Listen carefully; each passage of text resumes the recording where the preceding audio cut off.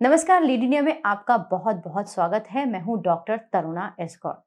कहते हैं दिल्ली की पुलिस बहुत ही मुस्तैद और चुस्त दुरुस्त है, लेकिन फिर भी लुटेरे हैं कि मानते नहीं।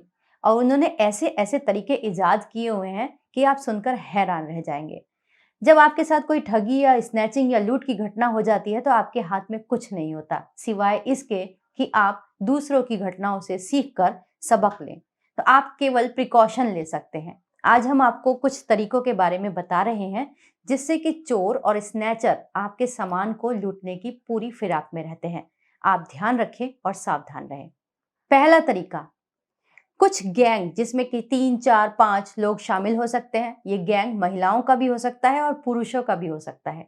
ये बस में चढ़ जाते हैं और ऐसे ही बड़े सावधानी से आपके पर्स से मोबाइल या फिर पैसे कुछ भी चीज निकाल लेते हैं। आपको बिल्कुल भी आभास तक नहीं होता।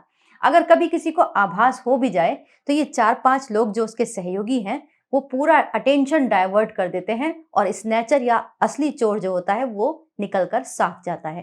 तो जब आप बस में चढ़ें तो ध्यान रखें कि आप क्या किसी अजनबियों के एक ग्रुप के बीच में तो नहीं फंस गए हैं जो अननेसेसरी आपसे टच होने की कोशिश कर रहे हैं।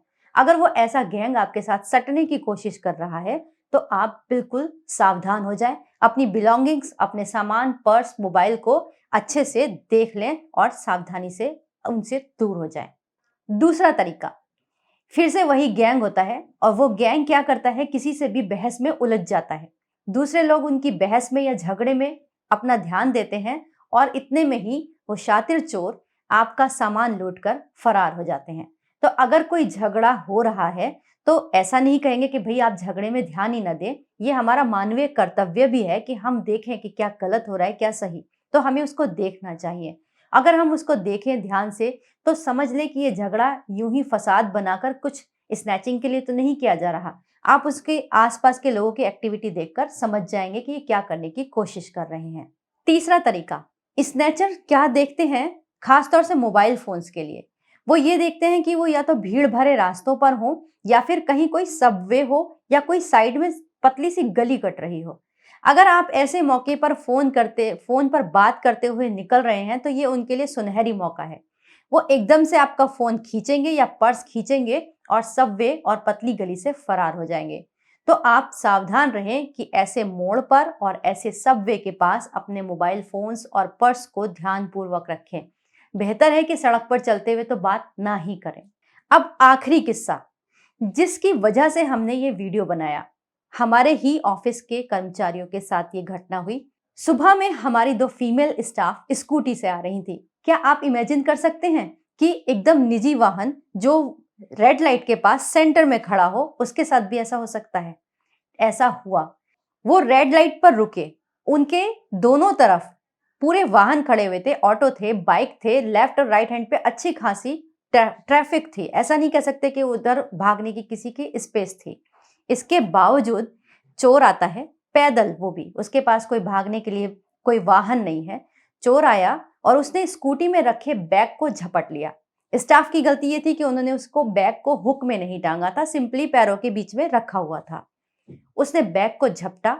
ये कड़कड़ी मोड़ की बात है। कड़कड़ी मोड़ से उसने साइड में जंप मारा, जो एक नाला है, नाले के ऊपर एक जो वाटर पाइप है उसके ऊपर वो कूदकर चढ़ गया और वहां से भागते हुए झाड़ियों में जाकर छुप गया।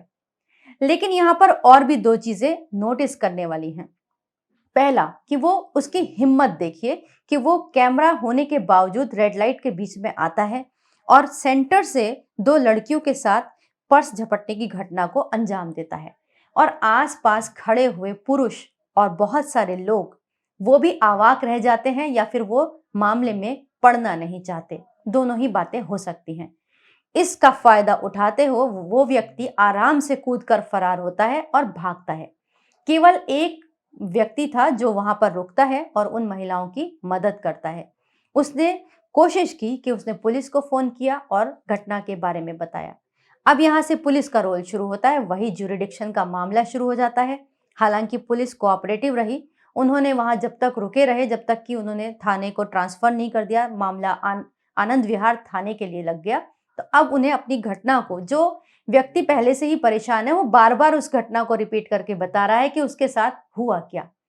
तो इस तरह की ये घटनाएं होती हैं। स्नैचर्स तो अपना काम करके फरार हो गए और वो कभी मिलने वाले भी नहीं होते हैं। आमतौर पर इन घटनाओं में कभी भी सामान बरामद नहीं होता। मोबाइल फोन, पर्स जैसी छोटी चीजें खास तौर से कभी भी नहीं मिल पाती हैं। तो बस आप क्या कर सकते हैं? आपको करना ये है कि जब भी आप इस तरह से पब्लिक प्लेस पर गुजर रहे हो, चाहे वो दिल्ली हो या बम्बई या कोई भी शहर हो, अगर आप जा रहे हैं तो थोड़ा सावधान जरूर रहें। आप ध्यान रखें, आप अपनी बिलोंगिंग्स का ध्यान रखें। इतना ही नहीं, अगर कभी कोई मुसीबत में आ जाए तो सीधे सीधे निकल ना ले, क्योंकि ये कभी भी किसी के साथ हो सकता है। आप उसकी पूरी हेल्प करने की कोशिश करें। आप उसको सांत्वना दे सकते हैं, पुलिस को बुलाकर उसके साथ थोड़ा मदद कर सकते हैं। यही हमारा मानवीय कर्तव्य भी कहता है। उम्मीद करती हूँ जो हमने तरीके आपको इस वीडियो में बताए हैं कि चोर किस किस तरह से स्नैचिंग को अंजाम देते हैं, आप उसका ध्यान रखेंगे, सुरक्षित रहेंगे। इसी के साथ नमस्कार। इस वीडियो को लाइक करें, हमारे चैनल को सब्सक्राइब करें। हमारे वीडियो सबसे पहले देखने के लिए बेल आइकन प्रेस करना ना भूलें।